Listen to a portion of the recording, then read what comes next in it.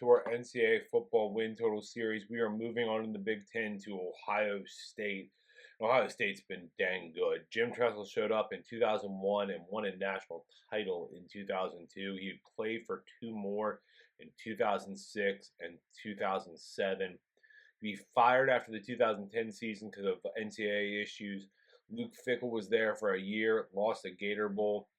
Then Urban Meyer was there. 2012, he's 12-0, but ineligible for a bowl game. He wins a national title in 2014. 2018, wins the Rose Bowl and decides to kick his way to a new position, but Ryan Day takes over. And Ryan Day's been great as well. Won a national title in 2020. Constantly in the top 10. That brings us to last year. He ends up being at one point ranked number one in the CFP because they start out great at Indiana, Youngstown State, Kentucky, and then at Notre Dame because the Notre Dame coach can't count all wins. Maryland at Purdue, Penn State, at Wisconsin, at Rutgers, Michigan State, and Minnesota, again, all wins. They end up facing number 3 Michigan, and they take the loss there, 30-24 on the road. They would play in Missouri in the Cotton Bowl and take the loss in that one. There's some definitely new parts for Ryan Day and company. It starts with a new quarterback. Kyle McCord's gone. Kia Kyle's out the door. He's off to Syracuse. They bring in Will Howard. Will Howard threw for over 5,700 yards, ran for over 900, 48 passing touchdowns, and 19 rushing touchdowns in 4 seasons at Kansas State. He's not amazing, but he's definitely solid. He should be a good quarterback in this system. If he's not, they do have Devin Brown who's ready to step up. Wide receivers, they've got Emeka Ibuka, who's a future NFL star. Jeremiah Smith is the freshman on the outside. He could be a big playmaker. They also have Carnell Tate at wide receiver, who could be a stud this year. The running back room's amazing. Travion Henderson's back. 926 yards and 11 scores last year. They bring in Quinshon Judkins. 2,700 yards and 32 touchdowns for him at Ole Miss. They're a great combination there. The offensive line is the biggest concern on offense outside of Will Howard. Seth McLaughlin comes in to be the center from Alabama. They also have Donovan Jackson on the left side that should be good. The defense should be solid this year as well.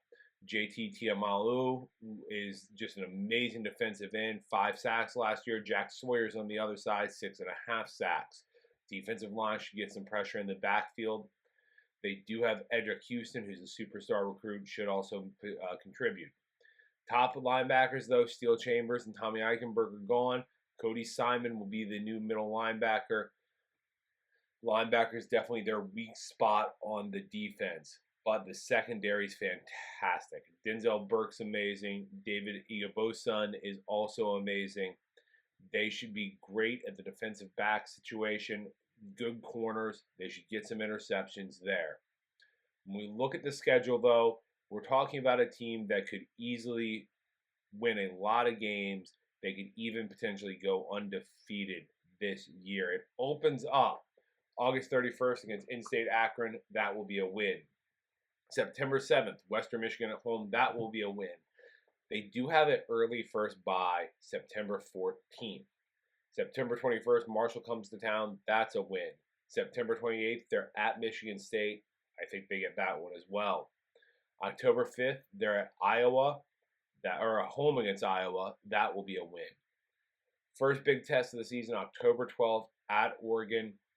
I think some of the deficiencies they have with Will Howard show there. I lean loss in that one.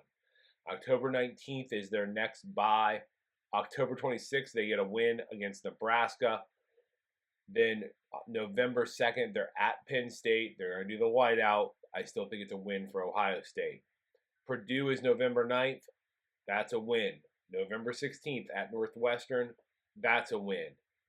Indiana is November 23rd. I think that is a win as well. And then it's the big game with Michigan, November 30th.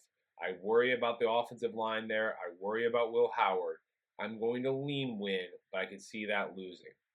Over-under set everywhere at 10.5, and I really think this is a 2-game regular season. It's Oregon and it's Michigan. I'm much less concerned about Penn State. I think they're going to get at least one of Oregon and Michigan, so we're going to take the over 10.5.